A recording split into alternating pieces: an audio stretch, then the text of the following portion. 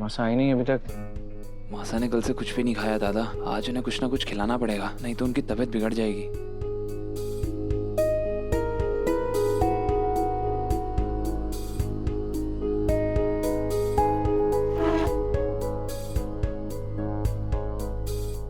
हमने बहुत सोचा, सा का हमसे बात ना करना, माजी सा के हमसे इतने कठोर लहजे में बात करने से हमें तकलीफ तो हुई है, पर हम उसी जगह पे नहीं रहना चाहते, इसलिए हमने अपने लिए रास्ता खुद बना लिया है।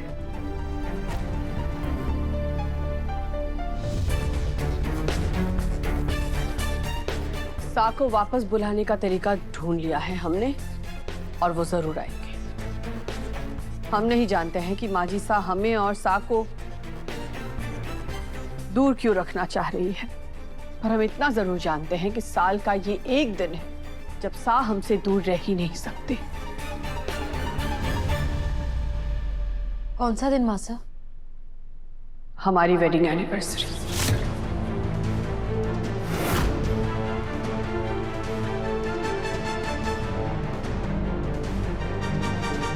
आज से 3 दिन बाद हमारी 27वीं वेडिंग एनिवर्सरी है, और चाहे कुछ भी हो जाए, सा उस दिन हमारे पास जरूर आएंगे।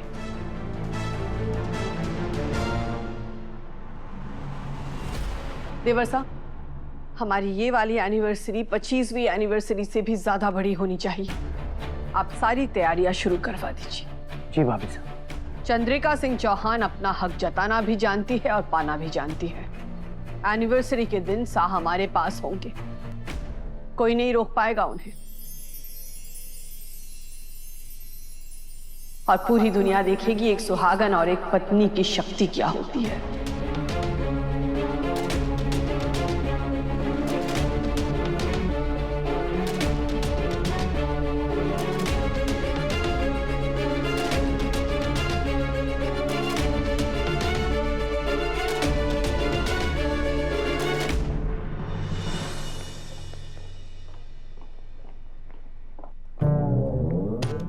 सालगिरह भाभी सा की, और काम करें हम। भाभी सा सबने काम बांट रही है, लेकिन बच के निकल आई मैं।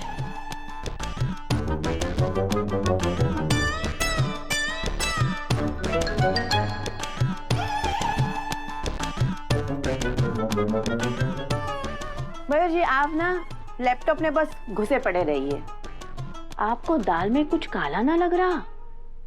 आपके पत्नी भगत भाई सा, जिन्हें खाना भी अपने बीवी को बिना देखे हजम ना हुए है, वो अपनी बीवी के साथ फोन पर बात तक ना कर रहे हैं। यो कैसे हो सके हैं? मतलब ऐसे कौन से काम में वो व्यस्त हो गए हैं जो अपनी बीवी से फोन पर बात भी ना कर सके हैं? कहीं हीर रांझे की जोड़ी टूट तो ना गई? सारिका, तुम्हारी बकवास की भी कोई लिमिट नहीं है। तुम्हें पता है भाभी सा और माँ जीसा के बीच तनाव रहता है, कहीं फोन करने के चक्कर में उन दोनों के बीच फिर से कोई कहासुनी ना हो जाए, इसलिए भाई साहब फोन नहीं कर रहे होंगे। अच्छा। वैसे भाभी सा से बात किए बिना भाई साहब का भी मन नहीं लग रहा होगा, लेकिन परिवार में संतुलन बनाए रखने के लिए कभी कभी ऐसा करना पड़ता है। लेकिन ये बातें तुम्हारी समझ के बहुत परे हैं, इसलिए तुम्हें समझाने से कोई फायदा भी नहीं। जिस बीवी के पीछे भाई साहब अपनी माँ जीसा से 27 साल तक दूर रहे, आज उसी माँ के लिए अपनी बीवी से बात तक ना कर रहे। कुछ तो गड़बड़ है, हमारे को पता करना होगा।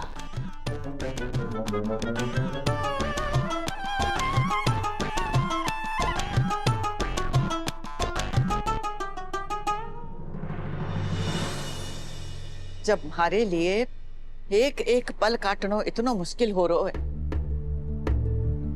तो प्रभात की बिंदनी को काई हाल हो रहा होगा भगवान। हरे बेटे ने सही सलामत वापस लौटा दो, बदले में इस गुड़िया की जान दे लो। इसको फोन आ गया।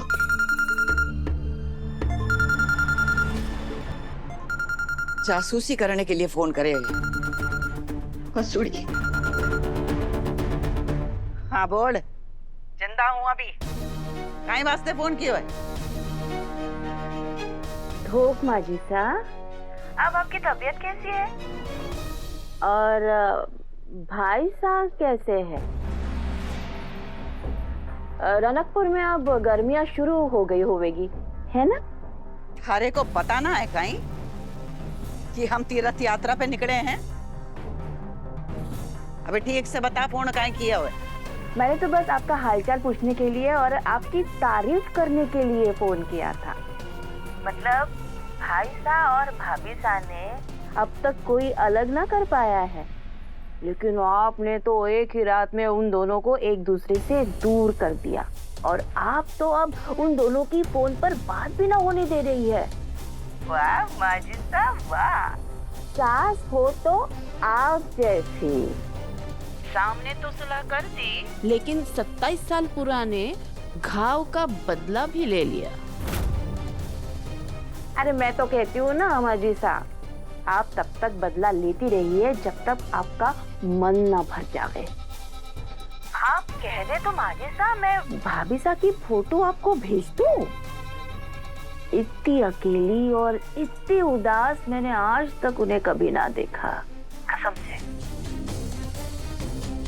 वैसे माजी साहब, भाभी साहब अपनी शादी की सालगिरह खूब जोरों शोरों से करने की तैयारियां कर रही है। माजी साहब, यो वही दिन है जब भाई साहब अपनी प्यारी माजी साहब से दूर हो गए थे। अब भाभी साहब ने तो बहुत कॉन्फिडेंस लागे है कि भाई साहब तो शादी की सालगिरह के दिन पहुंच जाएंगे, लेकिन आप उन्हें अपने पल्लू से बांध कर रखिएगा माजी साहब, जाने ना दीजिएगा। अरे वाह भींदड़ी, काई खबर लेके आई है तू? और तो मन करे कि अपने सारे गहने थारे कोई भेंट कर दूं। वैसे तू जन्म से इतनी अक्लमंद है या उम्र को असर है?